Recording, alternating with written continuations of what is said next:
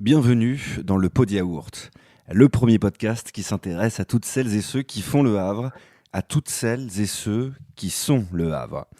Le plus souvent possible, je vais recevoir à ce micro des artistes, des sportifs, des entrepreneurs, des créateurs de contenu, des cuisiniers, des écrivains, bref, tous ceux qui font briller notre chère et tendre ville et qui nous rendent chaque jour un peu plus fiers d'être havrais. On parlera de leurs histoires et on verra en quoi le Havre a une place centrale et si particulière dans leur projet. Saison 3, épisode 6. Pour Paris, Le Havre est devenu hype. C'est une ville où on voyage, Le Havre c'est un bout du monde. Non, Le Havre n'est pas maudit. Je viens du Havre, moi, je viens de Cocrioville. Faire entendre à tout le monde que Le Havre était une belle et grande ville. Le Havre. Little Bob, c'est The King. Un Havre de grâce. Je vais ramener la cage au Havre. Au Havre, les gens sont tous gentils. Ici, c'est Le Havre, en Normandie. Bonjour à tous et bienvenue dans le Pot de Yaourt. Mon invité aujourd'hui a eu la belle idée il y a quelques années de quitter la grisaille parisienne pour venir vivre dans la lumière, ici, chez nous, au Havre. Alors en poste au sein du prestigieux groupe LVMH, elle décide à son arrivée dans la cité Océane de se lancer en solo et de développer sa propre marque de cosmétiques et de se concentrer particulièrement sur un produit pour les mains. Mélange de savon et de crème hydratante, tu nous en diras plus tout à l'heure, le combo est gagnant puisque son produit se retrouve dans de nombreux points de vente aujourd'hui, dans des hôtels, dans des restaurants. Mon invité aujourd'hui dans le Pot de Yaourt est Marine Issautier, fondatrice de la marque Faume. Bonjour Marine. Bonjour Pierre. Merci d'être avec moi aujourd'hui dans le Pot de Yaourt. Je suis très très content de te rencontrer parce que tu as une histoire un peu particulière et puis que tu es nouvelle arrivante ici, enfin nouvelle arrivante, ça fait 3 ans. 3 ans, exactement. 3 ans que tu es là, mais on va dire que ça ne fait pas longtemps. Et puis c'était surtout un environnement que tu ne connaissais pas. Donc je suis très très content de t'avoir ici à ce micro. Marine, je le disais, toi quand tu décides un changement de vie, déménagement, plus monter sa propre marque, tu fais pas les choses à moitié. Puis je pense que tu peux rajouter aussi un bébé en route. Un bébé, ouais. Et ça, donc c'est oui, pas ça a fait beaucoup. Ouais. Et c'était un peu le but quand t'es parti de Paris. Voilà, on claque un peu la porte, on met tout ça derrière et puis on part sur quelque chose de nouveau. En fait, ce qui s'est passé, alors il y a eu la trentaine qui est passée par là. Ouais. La crise de la trentaine. Exactement. Et en fait, moi j'ai toujours voulu monter ma boîte, mais finalement, quand tu fais partie d'un grand groupe, c'est compliqué de se dire qu'on va se retrouver, redémarrer à zéro. Et en fait, ça me trottait dans la tête depuis un petit moment. Et ce qui s'est passé, c'est que mon conjoint a eu une opportunité professionnelle au Havre. Alors, je dis opportunité parce qu'il n'a pas été forcé. C'était pas une mutation. Il n'a pas mis le couteau sous la gorge. Il a choisi le Havre. Et donc, on est venu passer un petit week-end au Havre. C'était en septembre 2021. Okay. En se disant, ok, écoute, si pour toi, c'est important professionnellement de venir t'installer au Havre, faut savoir un peu ajuster de temps en temps dans un couple. Et je me suis dit, ok, écoute, on va voir au Havre parce que il ne doublait pas son salaire, il ne doublait pas son équipe. Donc moi, au début, j'avais mis un peu ça sous le tapis en lui disant, qu'est-ce que tu veux qu'on aille faire au Havre ? Et en fait, l'idée, elle a mûri un petit peu. Je me suis dit, écoute, ok, on va faire un petit week-end au Havre, on va voir à quoi ça ressemble, parce que nous, on n'était jamais allés. Pas d'amis, pas de famille. Voilà, moi qui suis de Marseille, le Havre, c'est pas forcément un endroit qu'on va visiter naturellement. Petit week-end au Havre, on adore. Il avait fait super beau. Ça joue. Voilà, donc comme quoi le soleil existe aussi au Havre. Ouais. Et je me suis dit, ok, tu sais quoi, ni une ni deux, je pose ma démission chez Dior. Okay. J'ai pu poser ma démission puisque j'ai fait une suivi de conjoint. Donc ça, c'était plutôt chouette. Comme ça, pas de rupture conventionnelle à demander. On est parti en bon terme. Et donc, janvier 2022, nous voilà arrivés au Havre. Et quand il te dit, j'ai une opportunité au Havre, sois honnête, quelle tête t'as fait ? En fait, il envisageait vraiment. Oui, en fait, il faisait déjà, de Paris, il chapeautait les équipes au Havre, et donc il y allait déjà une fois par mois, généralement pendant 2 jours. Il a fait ça pendant 1 an à peu près, et donc c'est arrivé effectivement. Et en fait, la question ne se posait pas vraiment, parce que moi je lui ai dit, qu'est-ce que tu veux qu'on aille faire au Havre, quoi. C'était vraiment, on l'avait pas envisagé au début, et puis après ça revenait plus ou moins. Et je me rappelle, on se baladait le long des quais d'Austerlitz, et c'est là où on a commencé à l'envisager. Je lui ai dit, écoute, tu sais quoi, de toute façon les opportunités, faut savoir les saisir aussi. Et puis ça tombait aussi au moment où moi ça faisait 2 ans que j'étais donc chez Parfums Christian Dior. Je me suis toujours beaucoup plu dans ce que je faisais, mais c'est vrai que j'avais besoin d'être challengée un peu plus cérébralement, c'est-à-dire que ça peut faire rêver beaucoup de personnes. Voilà, j'avais un job en plus, j'étais en RP, donc on s'occupait de tous les lancements presse auprès des journalistes, le festival de Cannes. Très excitant. Voilà, c'était plutôt chouette. C'était les dîners de lancement avec les égéries, donc Robert Pattinson, les interviews avec Nathalie Portman.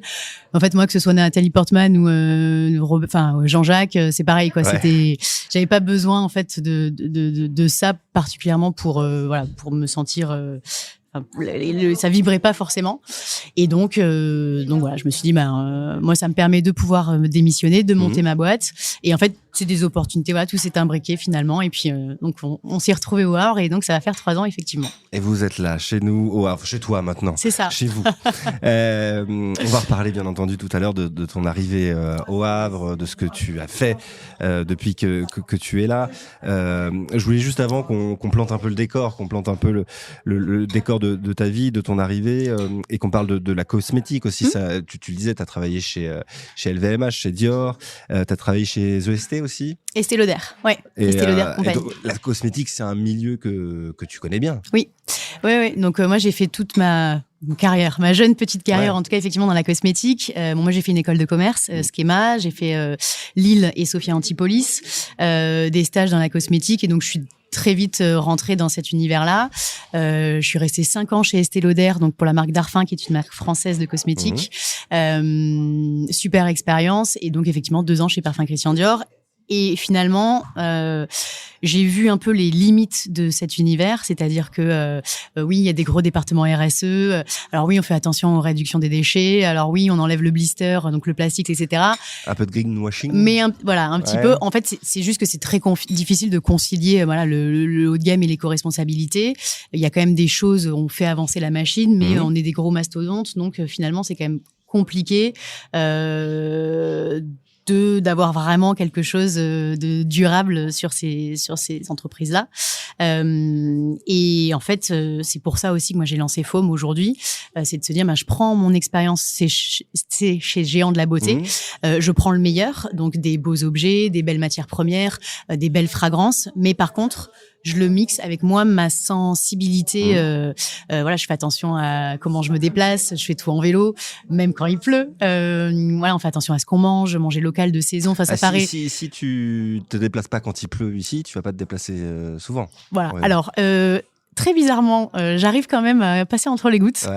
Donc j'essaie, comme je suis c'est mauvaise langue. Plus libre, donc j'arrive. Voilà, tu vois, ce matin il pleuvait et finalement on s'est retrouvés presque grand soleil. Exactement, presque grand soleil, avec un peu de vent quand même. Qu'est-ce que ça t'a appris de travailler pour des géants comme cela? La rigueur, le sens du détail, faire attention, tu vois, on fait un shooting, le petit détail qui dépasse, etc. La rigueur, le sens de l'esthétisme aussi.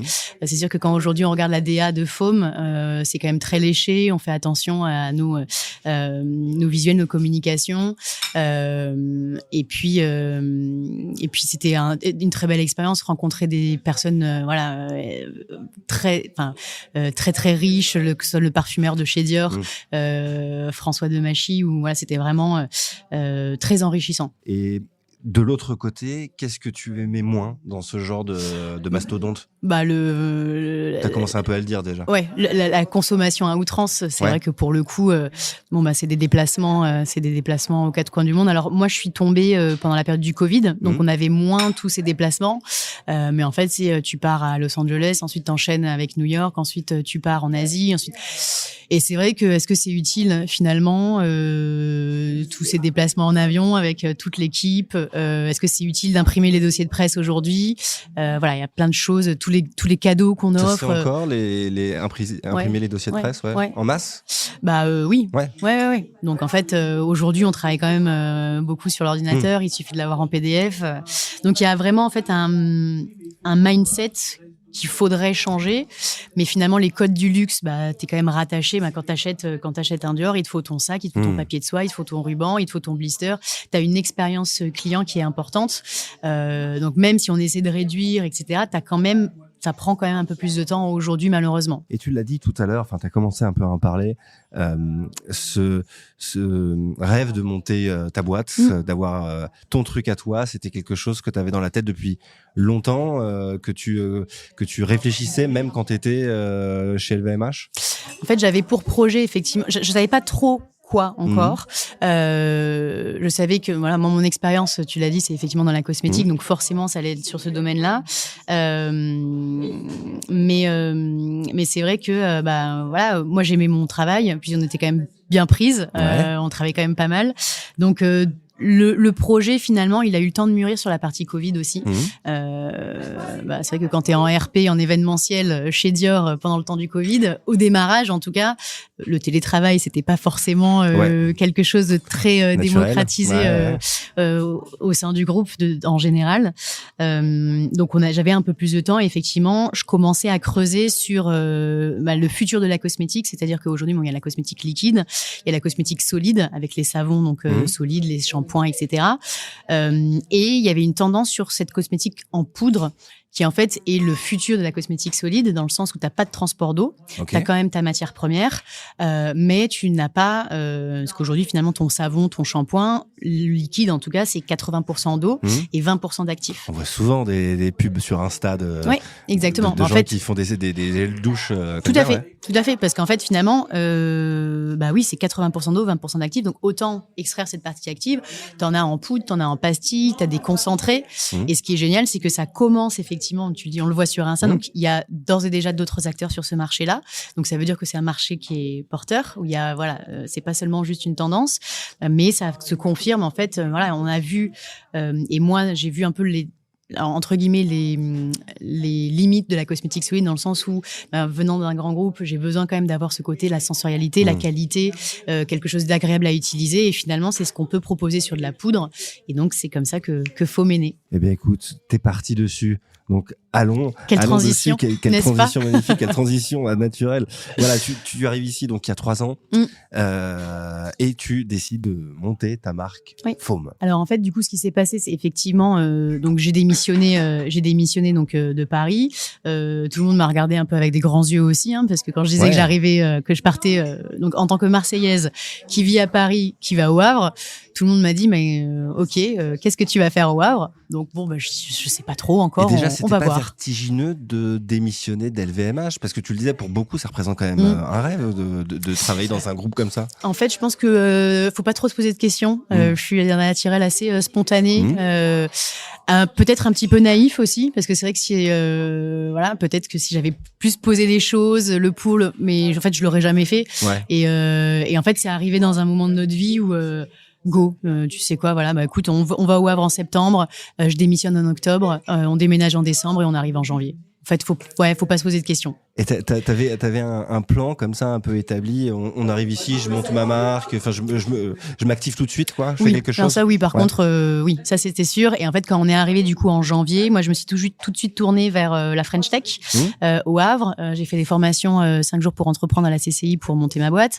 Je me suis tournée vers le réseau Entreprendre et vers Initiative France. Donc déjà dès le mois de février, c'était déjà en route, quoi. Voilà, il y avait un plan. Et ce plan de Faume, ce plan d'une marque de cosmétiques, c'était quelque chose que tu réfléchissais de longue date. Ouais, du coup effectivement le moment où dès que j'ai su que je démissionnais, là pour le coup, il y a le cerveau qui a commencé à travailler. Et en fait après je me suis bien entourée, j'ai démarché des différents laboratoires pour lancer sur la poudre. Moi je travaille beaucoup au feeling et à l'humain, donc j'ai trouvé un super labo en région parisienne dans le 93 qui est la Fabrique 621. On a commencé les discussions début février et on a mis 18 mois à lancer la formule. Et voilà, et Faume est né le 5 octobre 2023, le jour des 1 an de mon fils. Parce que voilà, effectivement, donc janvier, on arrive au Havre. Je tombe enceinte très rapidement. Donc j'étais au Havre, au chômage et enceinte. Ça donc fait pas mal. Voilà, c'est vrai que vu comme ça, Ça portait pas forcément bien, mais finalement, 3 ans au Havre, 1 an de FOM, 2 ans de mon fils et hyper épanoui. Et dans la construction de Foam, est-ce que tout s'est fait un peu naturellement ou alors ça a été un peu quand même une bataille pour en arriver au 5 octobre 2023? Alors ça a pris du temps forcément. Moi c'était un univers l'entrepreneuriat que je connaissais pas forcément parce que j'étais salariée dans le marketing digital et la communication. Donc ça je maîtrise, c'est quelque chose que je sais faire et que j'aime faire. Tout ce qui était le plan de financement, le prévisionnel, le business plan, la trésor, un peu moins mon dada, mais voilà, je pense que j'ai su m'entourer. J'ai su bien m'entourer, notamment au niveau de Réseau Entreprendre, puisque j'ai 2 mentors qui m'accompagnent aujourd'hui. Et donc forcément on passe d'une casquette à salarié en com à chef d'entreprise à devoir tout gérer et faire les choses qu'on n'aime pas forcément faire, la partie finance. Parce que monter une boîte c'est effectivement autre chose que de proposer un produit. Exactement. Il y a tellement d'à côté, c'est même tous ces à côté qui prennent finalement le plus de temps. Ouais, c'est la partie immergée de l'iceberg, c'est ce qu'on voit, c'est le produit final, mais après effectivement ça va être trouver des financements, les démarchages des différentes banques, des prêts bancaires, des prêts d'honneur. La partie sourcing des ingrédients, le laboratoire, sourcer le packaging, trouver des entreprises qui sont en accord aussi avec les valeurs qu'on veut donner à Foam. Donc oui, il y avait eu un peu de travail. Et financièrement, est-ce que tu t'es fait aider? J'ai vu que tu avais levé des fonds.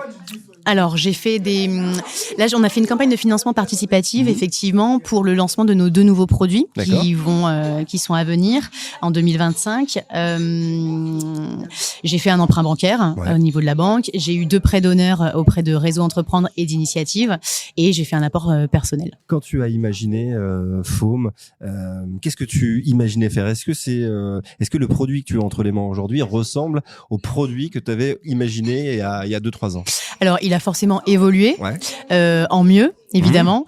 Il était pimpé. Exactement. En tout cas, ce que je voulais, c'était effectivement un produit en poudre, positionné sur le haut de gamme pour pouvoir prendre moi mon expérience sur la partie haut de gamme, mais le mixer avec ce côté durable, quelque chose de rechargeable. Et aujourd'hui, on a un super beau flacon en verre qui est lourd en main, qui dure à l'infini, une pochette de poudre de savon pour les mains, parfumée avec 3 fragrances différentes qui racontent mon histoire. C'est-à-dire que c'est pas seulement parfumé avec de la vanille, de la fraise ou de l'aloe vera, c'est vraiment des parfums qui ont été travaillés comme des parfums de peau. Donc de la même manière où tu vas choisir ton parfum avec tes notes de tête, notes de cœur, notes de fond et ta famille olfactive, tu vas l'avoir là sur le savon pour les mains. Et on a la chance de pouvoir étendre la gamme, puisqu'aujourd'hui j'ai lancé sur un monoproduit, parce que financièrement lancer un produit ça coûte beaucoup d'argent.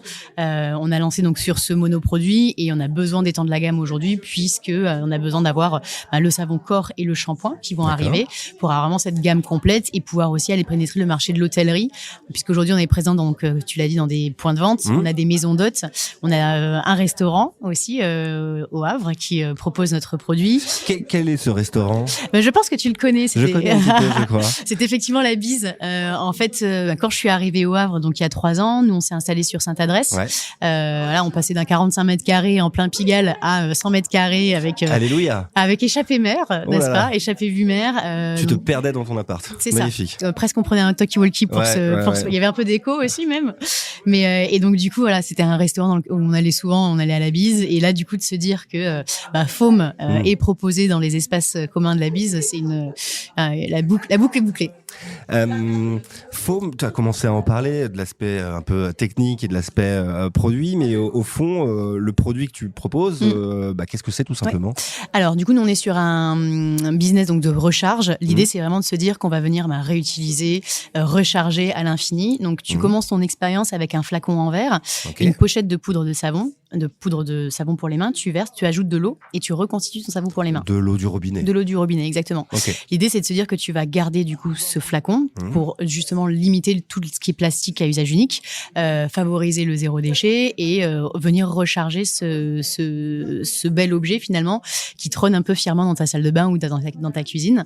Et donc, on est sur un produit qui a 97,5% d'ingrédients d'origine naturelle. On est sur une fabrication française et nous, on met en avant l'upcycling, c'est-à-dire qu'on qu'on revalorise des matières qui sont destinées à être jetées, notamment au niveau de notre packaging, puisque finalement, une fois que tu as utilisé ton sachet de poudre, il va être rejeté. Mais ce qu'on s'est dit, c'était au moins pour limiter au maximum notre impact, on a trouvé une société en France qui propose du papier pomme, donc qui est fabriqué à partir de 85% de pâte à papier et 15% d'épluchure de pomme. Donc au moins, on réduit... J'allais te demander si tu parlais de la pomme du fruit. Exactement. Okay, ouais, exactement. Donc alors, je dis épluchure, mais voilà, c'est vraiment le rebut de la pomme du coup, qui n'est pas utilisé. Donc au moins sur le packaging, donc on a de l'upcycling et aussi également au niveau de notre formule. Tu me demandais aussi tout à l'heure qu'est-ce que j'ai pu apprendre sur l'industrie de la cosmétique. Moi, ce que je voulais, c'était plus qu'un savon pour les mains. On a vraiment créé un soin. Donc on a 8 matières premières qui composent notre formule et on l'a enrichi en prébiotiques. Donc ça va venir réguler le microbiote cutané et en fait, on va permettre d'avoir des bénéfices produits qui sont donc la nutrition, l'hydratation et la protection de la barrière cutanée. L'idée, c'était de se dire, on va remettre un petit peu au centre le lavage de mains, parce qu'au final, tu vas te laver les mains de manière c'est assez machinal. Hein. Tu te brosses les dents, tu te laves les mains. Nous, l'idée, c'était vraiment de se dire, on va prendre... Ou l'inverse. Ou l'inverse, voilà. Ça dépend dans quel ordre. Exactement. Et c'est de se dire, tu te prends une petite parenthèse pour toi. Aujourd'hui, on vit à 1000 à l'heure et finalement, tu prends ta petite parenthèse, tu prends ton petit moment pour toi. Il y a vraiment tout ce côté exaltation d'essence avec vraiment ces parfums qu'on a travaillés, donc qui sont fabriqués à Grasse. On a vraiment pensé ce produit sur tous les niveaux, que ce soit sur l'upcycling, sur la recharge, sur la poudre, sur l'expérience, sur le sensoriel, sur le parfum, pour avoir vraiment un produit hyper complet et hyper agréable à utiliser. Et pourquoi te tourner tout de suite, assez rapidement, sur ce soin pour les mains ? Alors, pourquoi les mains ? En fait, aujourd'hui, on se rend compte qu'il y a un terme qui s'appelle la skinification. C'est dans le sens où aujourd'hui, tu prends soin de ton visage, mais tu prends aussi soin de tes mains, de tes cheveux, de toutes les parties de ton corps. Et aujourd'hui, moi, je l'ai vu dans la cosmétique, tu prends beaucoup soin de ton visage. Donc, tu as des sérums, des crèmes, des anti-âge, des sérums pour contour pour les yeux, etc. Mais tes mains, il y en a beaucoup. Mais tes mains, tu les oublies dans ta routine beauté, alors que elles sont hyper importantes. Enfin, moi, je parle beaucoup avec les mains et en fait, les mains... Petit côté italien, peut-être. Pourtant non, pourtant non, mais peut-être marseillais du coup, le côté méditerranéen, c'est ça. Et donc les mains sont oubliées dans ta routine beauté et finalement elles vont trahir ton âge parce que t'as beau utiliser beaucoup de crème, d'anti-âge, etc. Si tu prends pas soin de tes mains, finalement ça va refléter ton âge. Donc c'était l'idée de se dire on va aussi proposer un produit pour les mains qui sont oubliés dans notre routine beauté, mais qui sont hyper importantes. T'en as parlé tout à l'heure aussi des ingrédients qui composent ton produit. Il y en a 8. Oui. Quels sont tout simplement ces ingrédients? Donc on a de l'inuline qui est donc un prébiotique, on a du figuier de Barbarie, on utilise du sodium cocoïl glutamate donc qui est un tensioactif pour avoir vraiment le côté moussant. On a 2 conservateurs qui sont utilisés en bio. Alors tout le monde nous dit les conservateurs il faut pas en mettre, sauf qu'en fait quand tu ajoutes de l'eau il en faut forcément. Et après on a toute la partie aussi parfum qui complète la formule. Avant de te lancer vraiment dans cette aventure, est-ce que tu savais ce que composait un savon, ou alors est-ce que tu l'as appris en allant voir ton laboratoire en région parisienne? Comment ça s'est passé? Alors, du coup, forcément, la liste d'ingrédients, on la regarde aujourd'hui, que ce soit une liste d'ingrédients ou que ce soit sur ce qu'on va manger, consommer, etc. Il y a une application pour ça qui est Yuka, où en fait tu vas scanner, sauf qu'en fait les limites de Yuka, c'est que tu vas scanner, tu vois c'est vert, c'est rouge, c'est jaune, mais tu vas pas chercher un peu plus loin. Et en fait, c'est vrai que... T'es référencé, toi, chez Yuka? Oui. Et t'es quoi, alors? Alors, nous, on est 100 sur 100 sur la fragrance Esprit Boudoir. On est excellent sur les 3 produits. Et ensuite, on est à 86 sur 100, donc toujours excellent sur les 2 autres parfums, Féminité du Sud et Terre Salée. Mais en fait, aujourd'hui, typiquement, si on est à 86 sur 100 et pas 100%, c'est parce qu'on a fait le choix d'utiliser des parfums. Donc, on a utilisé des parfums synthétiques, mais en fait, le synthétique n'est pas forcément mauvais. C'est juste que, par exemple, typiquement, le muguet aujourd'hui n'est pas, tu peux pas reproduire la fragrance du muguet naturellement, c'est que du synthétique. Mais en fait, synthétique, ça veut pas forcément dire mauvais. Et c'est là où les limites du Yuka peuvent arriver, c'est-à-dire que tu vas avoir, que ce soit un allergène, mais par exemple, parce que forcément dans le parfum, tu as des allergènes, dans les huiles essentielles aussi, mais ça ne prend pas en compte le dosage. C'est-à-dire que nous, nos parfums, on est dosé à 0,0005% sur cette partie, donc très peu. Aujourd'hui, tu bois de l'eau, tu bois 1,5 litre d'eau par jour, c'est très bon pour la santé. T'en bois 15, c'est mortel. Donc en fait, c'est toujours ce petit curseur un peu qu'il faut prendre, et c'est là où il faut Alors quand je dis éduquer, c'est pas péjoratif, c'est juste qu'il faut éduquer le consommateur. Aujourd'hui, effectivement, il sait qu'il y a des ingrédients dérivés de la pétrochimie, des parabènes, des silicones qui sont pas bons pour la santé, parce qu'il est allé se documenter derrière. Et en fait, nous aujourd'hui, c'est pas forcément ce qu'on met en avant sur notre site. On est une marque végane, on est clean, on est sans parabènes, sans silicone, sans pétrochimie, mais parce que pour moi, en fait, aujourd'hui, c'est le b.a.-ba. Quand tu crées une marque de cosmétiques aujourd'hui, c'est la question que j'allais te poser. Ouais. Pour toi, tout ça, c'était une condition sine qua non. Le côté healthy, ouais. Et le côté aussi dont tu me parlais tout à l'heure, responsable. Voilà, essayer d'un peu d'être quand même dans l'air du temps aussi. Oui. Être dans l'air du temps, mais en fait, c'est pas le côté tendance, moi, qui me plaisait. C'était pour moi, en fait, c'était le b.a.-ba, c'est-à-dire que, et on le met même pas en avant sur le site parce que c'est comme aujourd'hui le cruelty free. Tu sais, des fois, t'as le petit lapin sur des cosmétiques où c'est non testé sur les animaux. Je t'avoue que je n'utilise pas beaucoup. Tu feras attention, tu verras. Mais des fois, tu vas voir le petit lapin sur certains cosmétiques. En fait, ça, c'est clairement du greenwashing. Ouais. C'est-à-dire qu'aujourd'hui, depuis 2013, la loi européenne interdit de tester sur les animaux. Mais aujourd'hui, certaines marques en font un argument marketing. Donc en fait, toutes les marques ne testent pas sur les animaux parce que c'est la loi et certaines marques en font un argument marketing. Donc voilà, nous, le cruelty free, le vegan, oui, la marque est vegan, mais c'est pas forcément ce que je veux mettre en avant parce que je trouve qu'on a d'autres...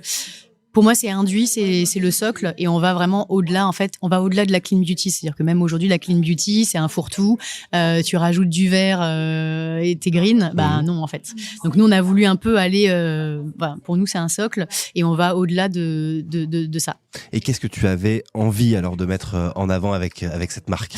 Moi, je voulais vraiment pouvoir conjuguer le haut de gamme, donc de mon expérience, sur le côté fragrance. J'ai travaillé avec un studio de parfum indépendant qui fait beaucoup de parfumerie de niche et qui est vraiment formidable. Moi, que tu connaissais, que j'ai découvert, que j'ai découvert. Et je te disais tout à l'heure que je travaillais beaucoup à l'humain et au feeling. Et voilà, les fondatrices du studio, elles sont incroyables. Ça a tout de suite bien marché et donc elles m'ont suivi sur l'aventure. C'était la première fois qu'elles parfumaient de la poudre, donc ça a été une belle expérience aussi pour elles. Et donc pour répondre à ta question, c'était de se dire, on va prendre le haut de gamme, mais par contre, on va enlever tout le superflu, c'est-à-dire que j'ai pas de suremballage, j'expédie directement dans mes boîtes qui sont fabriquées en France et qui sont sur du papier craft, pas de superflu, pas de papier de soie, pas de ruban, quand tu parlais de l'expérience client des mastodontes, un peu on met ça un peu au placard. On met ça un peu de côté sur le produit et on se recentre sur le produit, donc c'est-à-dire que de papier en pomme, donc en épluchage de pomme, notre figue de Barbarie qui est upcyclé, donc finalement donc le figuier de Barbarie, il se développe dans des régions très arides. Il a des cladodes, c'est donc des petites raquettes. Il donne des fruits, donc les figues de Barbarie. Et celles qui sont trop petites, ces raquettes, elles sont jetées parce qu'elles n'ont pas donné de fruits. Et nous, en fait, on les récupère. Notre partenaire les récupère pour vraiment en extraire du coup toutes ces vertus. Et donc, on est considéré comme un acide hyaluronique végétal. Bref, donc du coup, nous, le côté upcycling qu'on a voulu mettre vraiment en avant, qui est pas forcément mis en avant sur des marques haut de gamme. En fait, on a pris le meilleur du haut de gamme. Ouais. Donc les parfums, la sensorialité, le flacon en verre qui est un très bel objet qui est hyper agréable, mais par contre on a pris de la poudre, des ingrédients qui sont upcyclés pour vraiment essayer de conjuguer ces deux univers. Et tu parlais tout à l'heure des parfums, ça sent quoi ? Faume. Alors, Faume, en fait, ce qui est plutôt chouette, c'est que j'ai voulu retracer au travers de ces 3 fragrances un peu mon parcours. Donc, en fait, on a travaillé sur 3 fragrances, Terre salée, Féminité du Sud et Esprit boudoir. D'accord, ton esprit marseillais. Exactement. Ça sur Féminité du Sud. Ouais. Terre salée, ça va être la Normandie. Typiquement, c'est t'es sur les falaises d'Étretat, tu prends un shot d'embrun, un petit vent frais, un mélange de faune, de flore, quelque chose de très aromatique. Donc on est sur un hespéridé aromatique avec des notes de bergamote, des notes de mandora qui est un agrume asiatique. On a du thym, du romarin. Donc c'est quelque chose de très frais, très pétillant. Et on va crescendo aussi en termes de sillage. Celui-ci va laisser un sillage assez léger sur les mains. Mais voilà, très frais, vraiment ce côté un peu, tu fermes les yeux, t'es sur les falaises. Quand tu vas voir tes fournisseurs, tu leur dis voilà, moi j'ai une histoire, je viens d'ici, j'ai envie que ça sente un peu ça, un peu. Comment ça se passe concrètement ? En fait, ce qui s'est passé, c'était effectivement un brief. Au démarrage, je voulais des fragrances assez différentes. Alors moi, je suis pas dans le floral, je voulais pas de fleurs, pas de roses, pas de sucré, pas de bonbons. Mais effectivement, je leur ai dit moi j'aime beaucoup la bergamote parce que c'était un souvenir aussi d'un voyage de presse qu'on avait fait en Calabre il est allé rencontrer les producteurs de bergamote avec Dior. C'était un super souvenir. Donc je voulais pas du tout les mêmes expériences de voyage de presse. Hein. Ouais, oui, bah... c'est pas mal chez toi. C'était plutôt agréable. Donc je voulais de la bergamote, je voulais quelque chose de très frais. Féminité du Sud, donc c'était pour mon côté marseillais. Moi, j'aime beaucoup les parfums musqués, les parfums où il y a vraiment une signature où quand on se retourne, on se dit ah ouais, ça sent super bon. Qu'est-ce que c'est? Je voulais pas. Voilà, c'est vrai que chez Dior, des Miss Dior, des J'adore. On se différencie pas énormément de tout le monde. Et sur Esprit Boudoir, le brief c'était souvenir parisien. Voilà, je veux un appartement haussmannien, parquet, cheminée, moulure, quelque chose de très boisé, très puissant, qui laisse vraiment une signature olfactive assez indélébile. Et en fait, pour moi, le parfum, c'est vraiment c'est le souvenir qui est le plus indélébile en fait dans ta mémoire. C'est-à-dire que moi, mon souvenir olfactif, ça va être le chocolat chaud de ma grand-mère dans sa voiture qui venait me chercher à la danse quand j'avais 5 ans. C'est ta petite Madeleine de Proust, quoi. Il y en a, c'est les fraises Tagada. C'est vraiment les souvenirs qui sont liés aux odeurs. Ce sont ceux qui sont les plus puissants et les plus qui vont être les plus forts dans ta mémoire. Et combien de temps tu as mis à trouver la bonne formule? Parce qu'il y a beaucoup d'idées, il y a beaucoup tu disais, je pense que le brief était quand même assez conséquent. Combien de temps tu as mis à trouver la bonne formule et te dire, bon voilà, c'est ça, c'est mon produit? On a mis 18 mois sur la partie formule, parce que du coup, j'ai différents acteurs. J'ai ma formule du coup poudre, j'ai les parfumeurs. Les parfumeurs, elles ont assez bien cerné ma personnalité, ce que j'aimais, ce que j'aimais pas. C'était assez cash. Et puis voilà, on s'est vu plusieurs fois sur Paris, les allers-retours. Et en fait, quand on a un coup de cœur, en fait, ça sert à rien de se poser trop de questions. Sur Esprit Boudoir, il y a eu très peu d'allers-retours parce que voilà, ça sert à rien de tortiller. Comme pour le choix du Havre, voilà, on y va, on fonce et ça a été assez flagrant sur le parfum. Ouais. Et une fois que tu as le produit un peu en main, qu'il te plaît, est-ce que tu le fais tester, j'imagine un peu à ton entourage? Quels sont les premiers retours que tu as avec ce produit?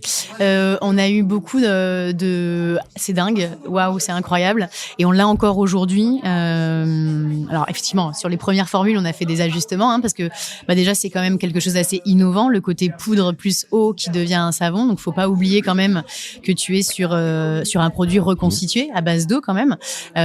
Donc au début c'était un peu trop liquide, un peu trop visqueux. Voilà, fallait trouver quand même la bonne reconstitution. Et sur les derniers tests, et c'est aujourd'hui ce qu'on a, même aujourd'hui quand on le fait tester ou quand les gens découvrent le produit. En fait, une fois qu'on l'a en main et qu'on l'a essayé, c'est le coup de foudre assuré. C'est-à-dire qu'il y a vraiment ce côté hyper agréable sur les mains, presque huileux.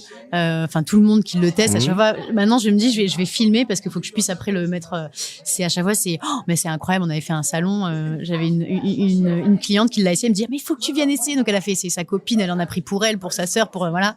On a vraiment un super taux de conversion. Une fois que tu as le produit dans les mains, que tu l'essayes, c'est le coup de foudre assuré, quoi. Est-ce que tu es fier de ton produit? Est-ce qu'il te ressemble autant que tu voudrais qu'il te ressemble? Carrément. Et pour le coup, oui, je suis fière de ce qu'on a réussi à... Enfin, je dis on à chaque fois, mais oui, parce que je me suis fait entourer, on s'est bien fait aider, mais oui, aujourd'hui, je suis très... T'es en grande partie toute seule. Oui, voilà. Ouais. Donc non, aujourd'hui, très content. Et puis là, surtout sur les autres innovations qui arrivent, c'est plutôt chouette. Donc en termes de gamme, qu'est-ce que tu as aujourd'hui? Donc aujourd'hui, on est sur un monoproduit, donc le soin lave-en-main, donc une poudre à diluer, à reconstituer avec de l'eau sur 3 fragrances. Ouais. Et on lance donc le soin lavant-corps et le soin lavant-cheveux, toujours sur le même modèle. Donc un flacon en verre, un sachet de poudre à reconstituer. Donc main, corps, cheveux, la gamme complète, avec toujours cette volonté de soin. C'est-à-dire que notre savon pour les mains, c'est plus qu'un savon, c'est vraiment un soin pour les mains. Donc avec objectif de supprimer ta crème main. Le soin pour le corps, supprimer ton huile ou ta crème ensuite pour revenir hydrater. Donc c'est vraiment des savons qui sont hybrides, donc des 2 en 1. Et sur le cheveu, de remplacer ton apron-shampoing ou ton masque pour vraiment avoir ce côté soin. Je vais pas tout dévoiler, mais on a vraiment enrichi en protéines de riz qui vient vraiment apporter du coup brillance, hydratation sur le cheveu. Enfin, vraiment canonissime. Et ça arrive quand? Alors, on est sur fin janvier, début février. Ouais. Et on a hâte, puisque là, on a vraiment, lors de notre soirée de lancement des 1 an qu'on a fait donc le 5 octobre 2023 de Faume, on a fait découvrir donc à nos amis, journalistes, partenaires, les nouveautés. Les retours sont unanimes, incroyables. On a fait le parfum corps. Je vais pouvoir d'ores et déjà t'en parler. Le parfum corps, on est sur quelque chose de très sensuel, très. On a du fruit rouge, de la rhubarbe, du fruit de la passion, donc quelque chose de très sensuel. Il est, enfin, tu te douches, t'as envie de passer des heures. Ah ouais. Donc canonissime. Et sur le shampoing, on est sur quelque chose de beaucoup plus solaire, beaucoup plus lumineux, avec des notes de poire, abricot. Donc on reste très fruité, mais pas le côté bonbon, très sucre. Enfin, il est vraiment. Moi, je m'étais parfumé les cheveux avec à la soirée, et tout le monde m'a dit mais c'est incroyable, tu sens quoi? Je dis, c'est Faume. Ah ouais. Voilà. T'es fier de dire ça. Voilà, c'est moi, c'est mon Faume. produit. Ouais, c'est chouette. Ouais, et puis Faume, c'est beau en plus. Faume. Ah oui, ça je t'ai pas posé la question d'ailleurs. Bah, je vais t'y répondre. Ben du coup. Faume, c'est la mousse initialement en anglais, FOAM, que j'ai voulu franciser pour lui apporter ce côté très français. Faume, c'est rassurant, c'est cocooning, un petit accent circonflexe pour avoir ce côté assez onomatopéique.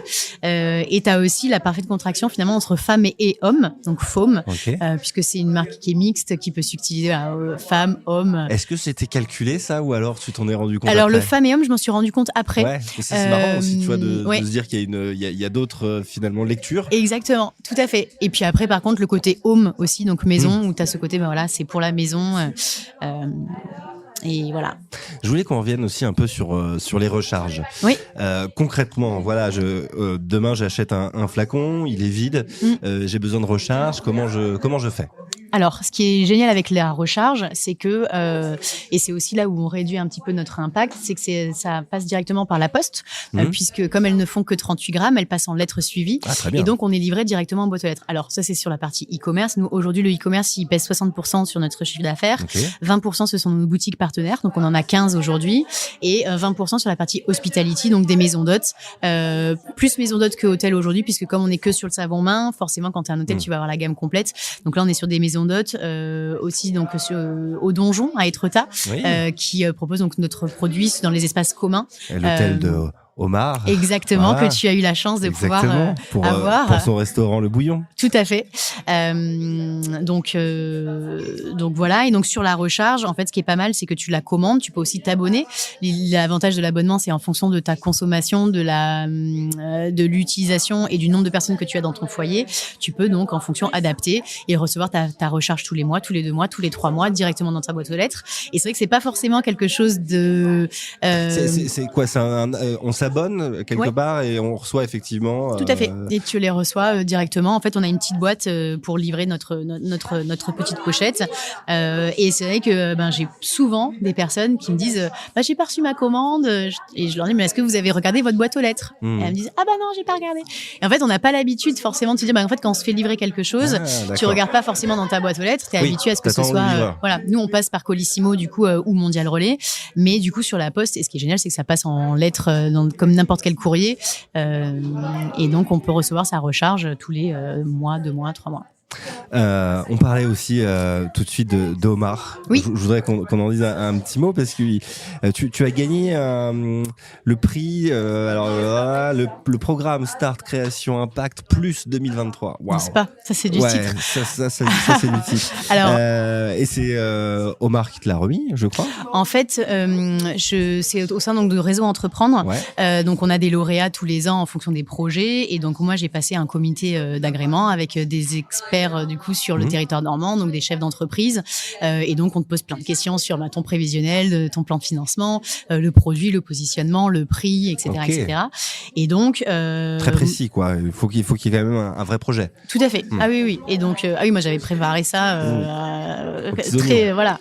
Et donc à la suite donc de ce comité, donc on m'a attribué deux chefs d'entreprise, Omar du coup du Donjon qui m'accompagne, et Frédéric Viguier de chez Didactique. Donc pendant 2 ans en fait, cet accompagnement Réseau Entreprendre te permet d'être suivi donc par des mentors de façon mensuelle. Donc nous on se voit tous les mois pendant au moins 2 heures, et on travaille sur des problématiques de développement, les finances, etc. Et en fait ce qui est génial, c'est que il m'apporte énormément en termes de conseils. Il s'immisce jamais dans la gestion de FOM, mais par contre, il m'ouvre un peu plus l'esprit. Forcément, quand tu es la tête dans le guidon au quotidien à gérer, que ce soit les SAV, les commandes, les développements des nouveaux produits, le financement, les réseaux sociaux, les newsletters, etc. Forcément, tu es un peu sur tous les fronts. Et eux, ils me permettent aussi de prendre un peu plus de recul, de prioriser. Parce que moi j'ai tendance peut-être un peu au démarrage en tout cas à m'éparpiller, à faire ce que j'aime faire, donc la com et le market, mais le côté classique. Voilà. On se dirige forcément plus facilement vers ce qu'on aime. Voilà, forcément. Mais donc du coup, cet accompagnement, Frédéric, il m'a beaucoup centré sur la partie chiffres. Aujourd'hui, il n'y a pas un seul jour où je regarde pas mes chiffres, mon plan de financement, ma trésorerie. Et Omar, sur la partie hospitality, du coup, sur la partie hôtellerie, il m'a énormément apporté pour le développement des 2 nouveaux produits, sur comment aller chercher des nouveaux hôtels, comment se placer par rapport à la concurrence, les avantages d'un hôtelier versus d'un hôtelier à recevoir du foam versus recevoir un savon liquide. Voilà. Donc pour le coup, et puis voilà, il y a un côté humain qui est hyper important, qui est hyper agréable. On s'entend super bien. J'ai une chance inouïe. Ça, pour le coup. Et en arrivant ici, en plus au Havre, tu ne connaissais personne. Ouais. Donc ce réseau t'a permis aussi de rencontrer du monde. Tout à fait, tout à fait. Donc comme je te le disais, moi quand je suis arrivée en février, je me suis tout de suite tournée donc vers Réseau Entreprendre. Donc que ce soit au niveau donc des mentors, mais aussi après on a des clubs lauréats. On se voit tous les mois avec d'autres lauréats.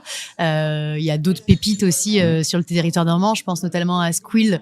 Ils ont fait des skis tout terrain pour pouvoir faire du ski toute l'année. En fait, c'est des sortes de skis sur roulette. C'est génial. Il y a d'autres sociétés qui sont canons aussi. Apolline, ils proposent des alternatives à la bière. Donc, c'est des boissons aromatisées, alcoolisées.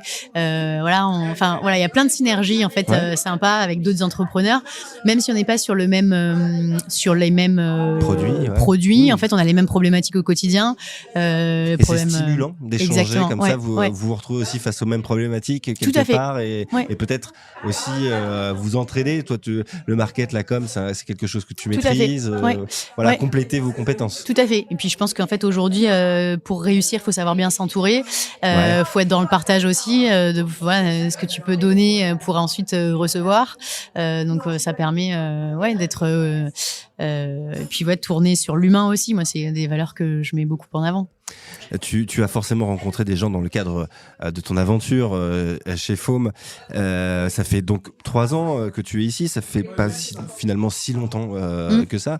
Aujourd'hui, est-ce que tu es une entrepreneuse heureuse? Est-ce que tu es une femme, une Havraise heureuse aussi? Ouais. Ah oui, tout à fait. Alors c'est vrai que quand on est arrivé au Havre, donc en 2022, moi au chômage, enceinte, avoir tout quitté Paris, au début c'était pas facile, mais le fait d'avoir rencontré des nouvelles personnes, quand je suis allée à la French Tech, je me suis fait un petit cercle d'amis. Aujourd'hui, elles sont venues à la maternité me voir. Aujourd'hui, c'est des copines qu'on voit souvent. On a su recréer en fait ce cercle d'amis. Alors sur la première année, un peu plus compliqué. Deuxième année, là aujourd'hui, c'est bon, c'est les barbecues, c'est la fête de la mer chez Lily, c'est la fête de la musique. On a recréé un cercle proche. Et quand nos amis viennent nous voir, on a des amis marseillais qui ont fait le déplacement. Ils nous ont dit, mais en fait, vous avez une qualité de vie ici qui est incroyable. Mais on les félicite, tes amis marseillais. Merci d'être venus. Quels sont les endroits, t'en as commencé un peu à en parler, les endroits que tu aimes particulièrement ici chez Lily? Il y en a d'autres? Chez Lily, c'est le rendez-vous effectivement du samedi. On va beaucoup à la bise. On aime beaucoup aller au bout du monde. Nous, on aime bien. On a gardé le côté un peu parisien, à toujours sortir, le côté découvrir les restos, les bars. On aime beaucoup aller chez André. Enfin, moi, je suis une bonne équipe épicurienne. J'aime bien manger. J'aime bien manger, manger de saison, local, voilà. Chose qu'on faisait pas à Paris, on va à la boucherie, on va au marché aux poissons. Tu vas au marché aux poissons tous les samedis, tu prends ton kilo d'encornet, t'en as pour 10 € le kilo d'encornet, tu te fais, on s'est fait des petits encornets farcis à la chair à saucisse. Voilà, non mais, j'adore cuisiner, j'adore bien manger, et pour le coup, on a le marché aux poissons qui est juste à côté, le boucher, et puis le Havre, là tu vois, on est chez Access aujourd'hui, c'est un coworking où je viens bosser, c'est gratuit. À Paris, c'est même pas envisageable. Donc en fait, on est vraiment dans des dispositifs disposition, que ce soit pour monter sa boîte, que ce soit pour refaire une vie, mon conjoint qui est salarié, en fait, on a tout qui est mis à disposition pour être heureux. On fait tout en vélo. Moi, je vais chercher mon fils à la crèche en vélo. On longe le bord de mer, donc c'est génial. On fait tout à pied, on fait tout à vélo.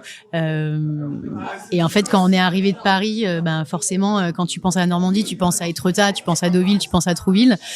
Au début, c'est ce qu'on faisait les week-ends. Là, on n'est pas allé de l'autre côté de l'eau depuis un petit moment. On reste au Havre, on est trop bien.